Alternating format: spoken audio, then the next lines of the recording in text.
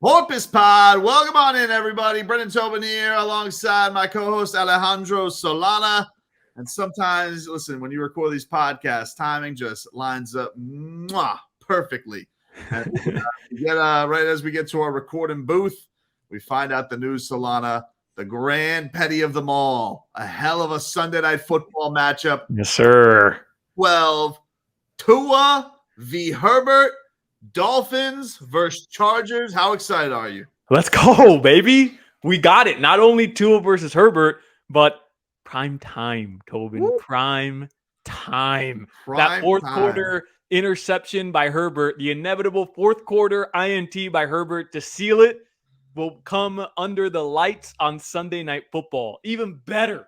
Look, better. There's been a lot of social media frauds exposed lately. You know, Elon Musk, the Liver King, and now Justin Herbert, social media quarterback, about to be exposed. Tua's going to show him some real quarterbacking, what it's all about. All these people who said a generational mistake, the Miami Dolphins, what a catastrophe this franchise may not taking this guy. Well, now we're going to see what's what right there for all the country to watch. It is a beaut. It's funny you bring up the Liver King because I went into like a deep dive right after the show today, an hour-long YouTube video exposing the Liver King. But we could talk about that another time. Exposing Justin Herbert just brings a smile to my face, Tobin. It is going to bring such a smile to my face when Tua outplays the bum Justin Herbert on primetime football. I cannot wait, man. I cannot wait. I am so excited for these next three games. I mean, like every game we've been talking about it. This is the most exciting Dolphins season in a long time. But now, like, the stakes are raising. You have Mike McDaniel talking about nothing like competitive December football. A lot of Dolphins fans, they worry about the old December swoon.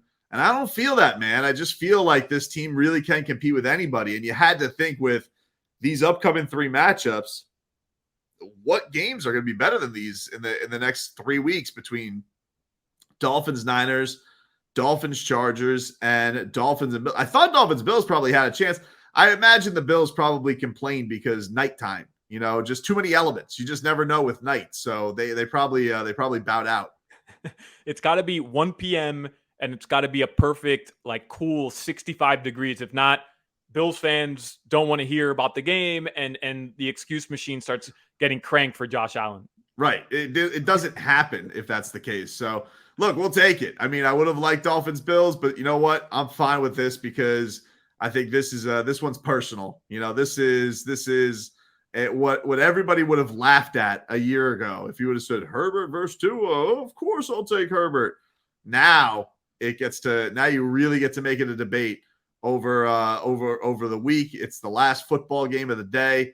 And and by the way, also bumps that Patrick Mahomes out of there. So that'll make all those KC fans nutty because how could you bump the great Patrick Mahomes? I'll tell you why, because nobody wants to see him versus Russell Wilson. Guy sucks. His own teammates don't want him out there. Yeah, let's see the MVP work. All right, let's see the MVP on Sunday Night Football. We've all seen Patrick Mahomes enough. Guess what? We'll see you in the playoffs. All right, yeah. Patty. We'll see you in the playoffs, Patty. But right now, let's let the MVP work under the lights, under the primetime lights. And Tobin, there's business to be settled. You know what I mean? There's business to be settled with a lot of the bums that you were mentioning, the national media, even some Dolphins fans who, I still get the text, Tobin, that they'd still trade Tua for Herbert right now. Listen, you won't be saying that come week 14 of the NFL. I hope you're not friends with those people. Like, are these people that you have to interact with? Are these people that? No. These are just the 560 texters. Oh yeah, well, they're the worst. I mean, you want to talk about a different breed. Ever since I've come over from 790, the 560 texters and callers. Holy crap! There's guys who are just like, I don't like the way this McDaniel talks. Oh, you don't? You would tell me you didn't watch him mic'd up and say that was the greatest 4 minutes you've ever spent in your life. Clock.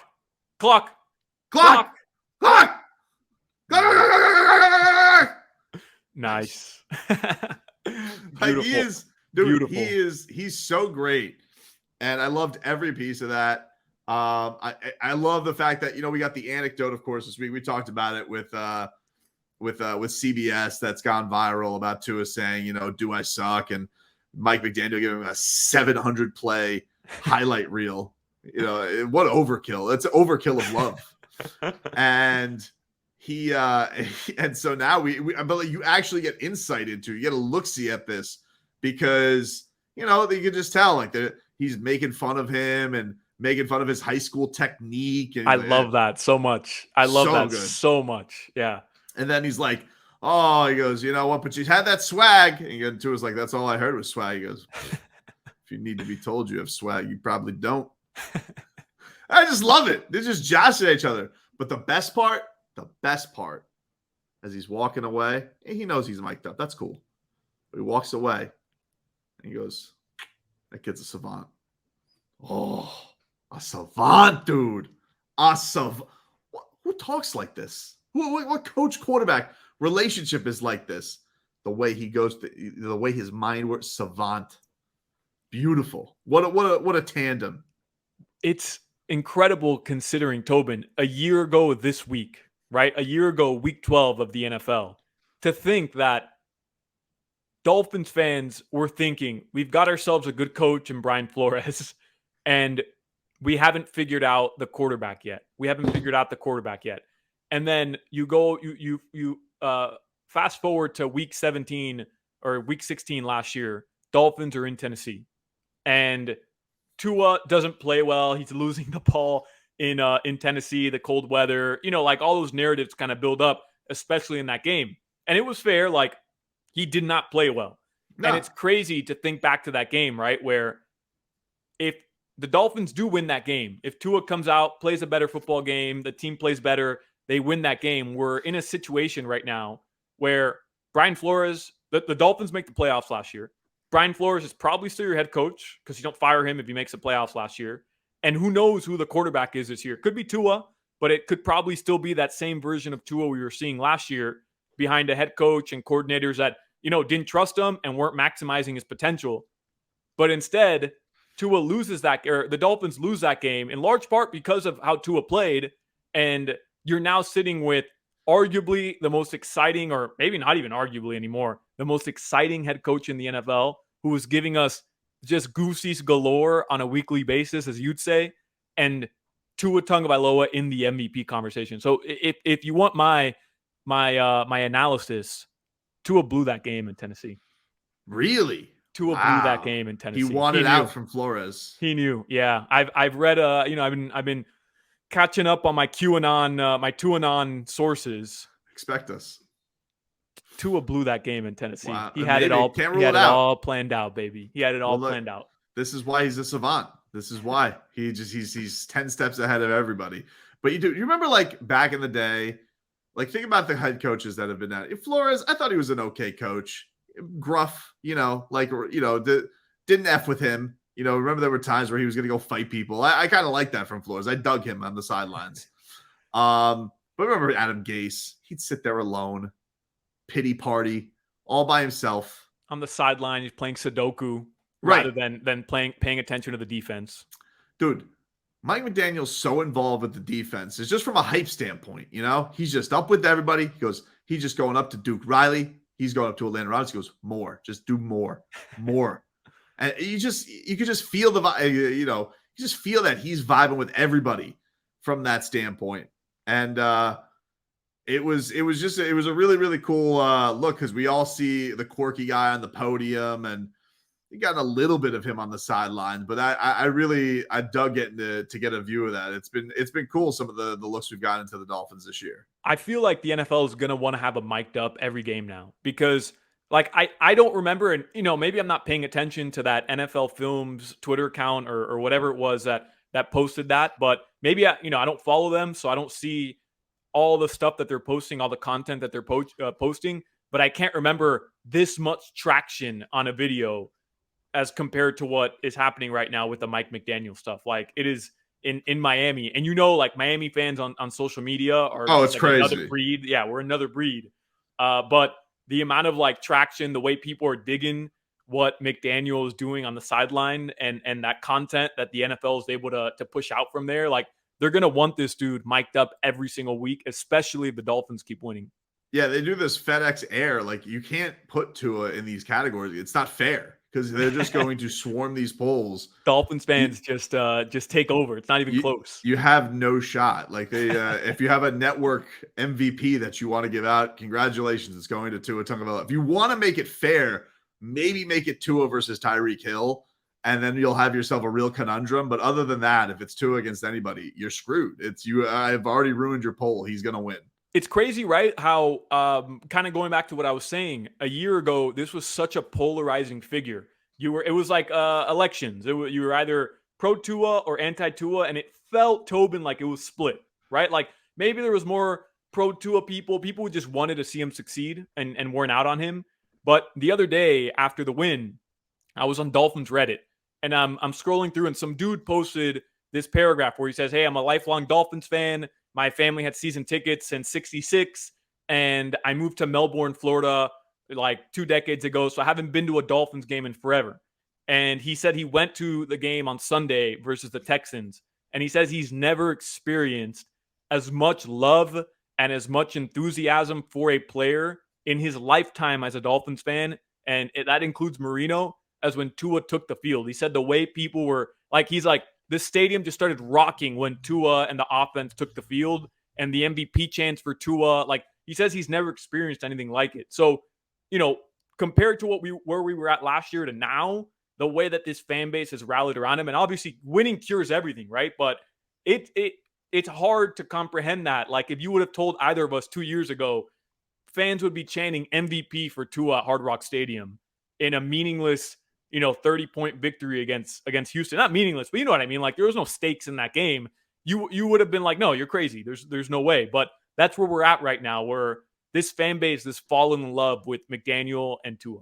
He's got such an interesting thing to him because, he comes into the league super famous. Like, basically since he burst onto the national scene, he's a star. But, like, so is Trevor Lawrence. But Trevor Lawrence just doesn't have the quality of it factor, I think, that Tua does, in that, he's kind of not, even with like the Urban Meyer stuff, like, you hear Trevor Lawrence, anything interesting that around him? No, they're kind of just like, oh, it's a clown show with Urban Meyer, whatever. But Tua's had adversity to go through. He's had doubters. He's lefty. It's like, there's just, is he big enough to play in the league? And so, like, he has a lot of things that can kind of go against him, even though people wanted him for 2 years down here. We were doing tank for Tua. He was the can't miss prospect. Yeah. But there were things about his, physical nature that people were like, is that going to work in the league? And I just think that, on top of all of the bull bleep that he had to deal with last year, he's now got a quality of, now he's Miami's guy, and how this city is, where, you're going to doubt our guys? This is going back to Big Three Heat. This is going back to 90s Canes. He's going to get into that echelon of, you don't think Tua's as good as Joe Burrow, or you don't think that he's as good as Mahomes or Lamar Jackson or Josh Allen? Well, F you, dude, because that's our guy. And let me tell you something right now. He's better than all of them, and he's going to expose your little protege there, Justin Herbert, who nobody wanted. He was, you want to talk about a bridesmaid in that draft. It was like, I guess we'll take Herbert. Get out of here. You know what? That is such a good point. Like, make this city believe on a national level that you don't believe in one of their guys, or that you're doubting one of our guys, or that you're hating on one of our guys, and watch how the city of Miami, watch how the Southern Florida rallies the bleep around somebody to just come into your face and tell you, we told you so. If there's one thing I've learned, this city is very petty, Tobin. Very petty. And look, and we embrace it. We embrace it. We were once at a Heat game.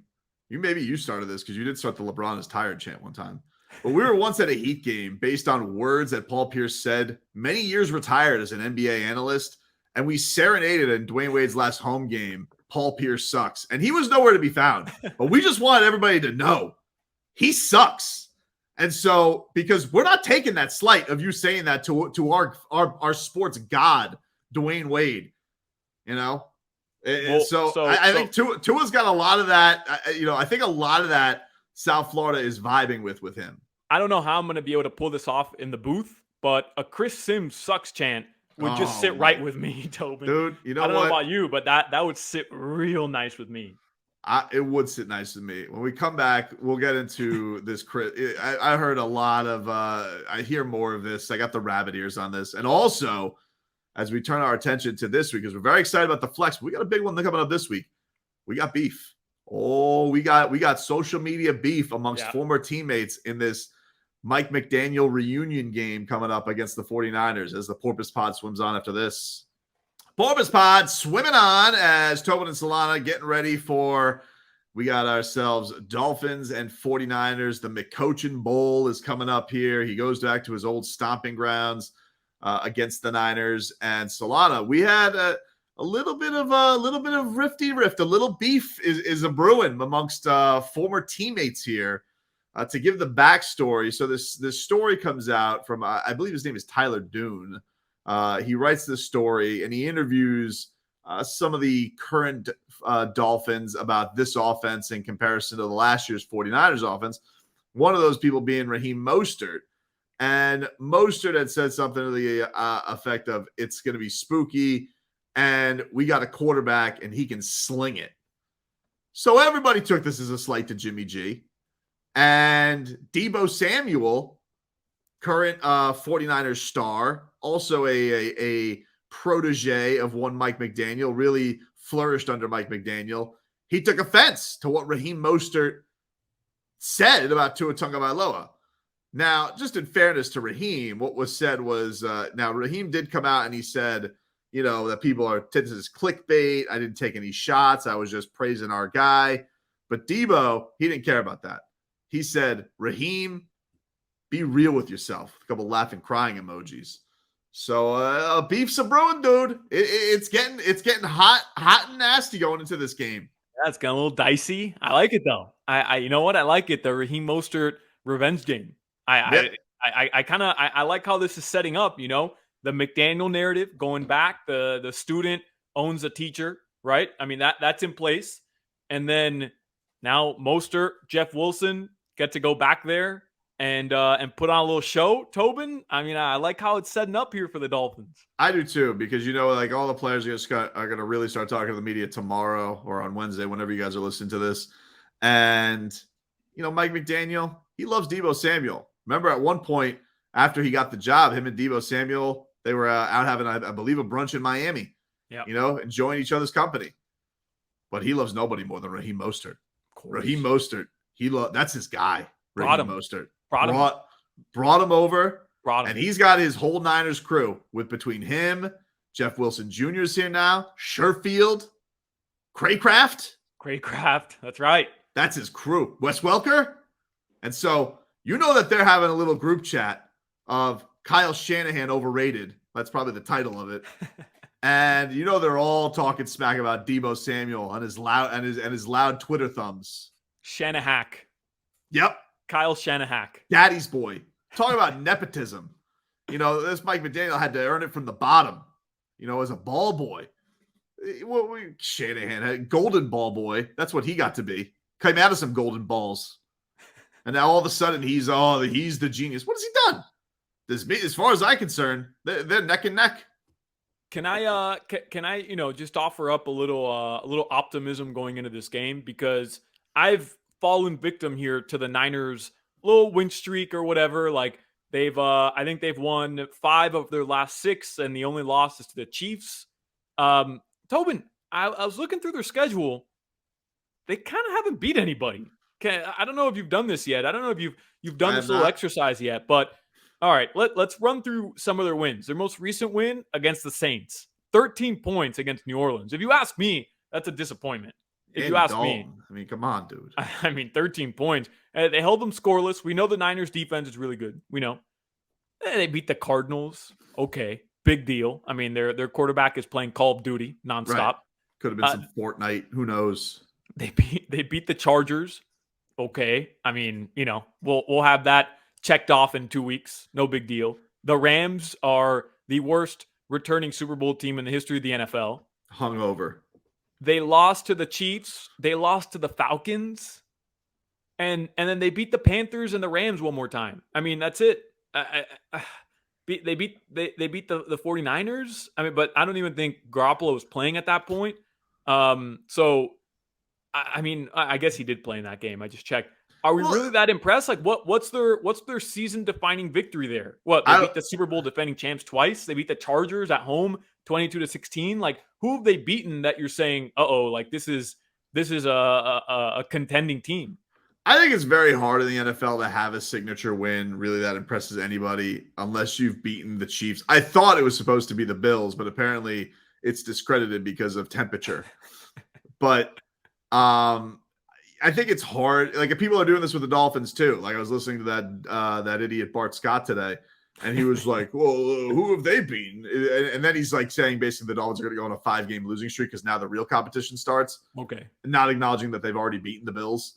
But I would say that the thing that I find funny about this, look, the Texans are awful. We all know this. I'm not trying to. You should have done everything you did against them, and probably even more impressively in that second half. Whatever, but. The Lions, first of all, this Tony Romo was orgasmic talking to Jim Nantz about, Jim, the Lions are for real. And it probably should have beaten the Bills. Justin Fields has been the toast of the town of the NFL the second half of the season. Everybody loves him.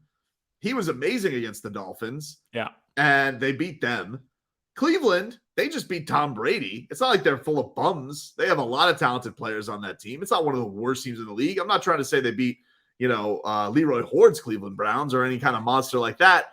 But listen, they got decent talent all over the place, and everybody knows it. So I don't think the Dolphins have had some like cream puff schedule. I'm very impressed that they've gone through this and they haven't lost any games. And I do think that, yeah, they should have won all these games. But to sit here and be like, oh, man, the Dolphins, they've gotten to beat a bunch of one-win teams. Not the case. And also, they're putting up 30-plus on all these teams. Nobody else is doing that. This 49ers team, you have it to eke out wins against Andy Dalton. Get the hell out of here. Plus, the Dolphins did what they're supposed to do. I told you, that's why I'm so impressed. This team never would have done that in years past. They never would have gone 5-0 during this stretch, ever. And you have to figure out how to win close games. Like, to me, that's a huge proponent of how you're going to be able to win down the stretch of an NFL season. Because, come playoff time, these games are tight. You don't blow out teams in the playoffs very rarely. So, if anything, to me, the fact that they're able to go into Detroit at Ford Field and be down in the first half, and then come back, shut out the Lions, and just have Tua throw for 1,000,000 yards, be down versus the Bears, and come back and win that game. Like, to me, that if anything, that helps their case as one of the better teams in the NFL.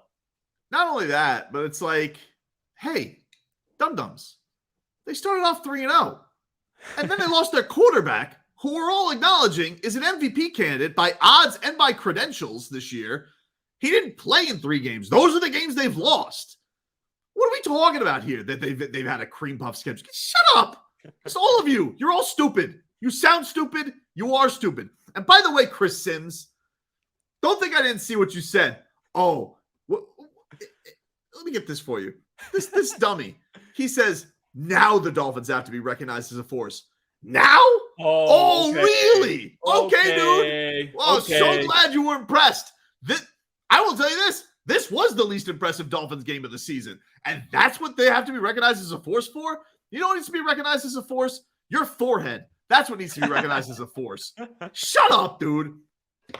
It is pretty big. I mean, I've got a big forehead, but I mean that dude's got a huge noggin, bro. Dude, listen, I don't have a small noggin either, but those guys are they're in another weight class. All right, you and I, we're Manny Pacquiao. That's Riddick Bowe. Okay, that's heavyweight style. Now they beat the Texans. Now they're a force. Yeah, thanks, Chris. Oh, really? Thanks. They got to 8-3 and all but locked up a playoff berth. Now we have to take them serious. Way to really go out on a limb there, Chris Sims.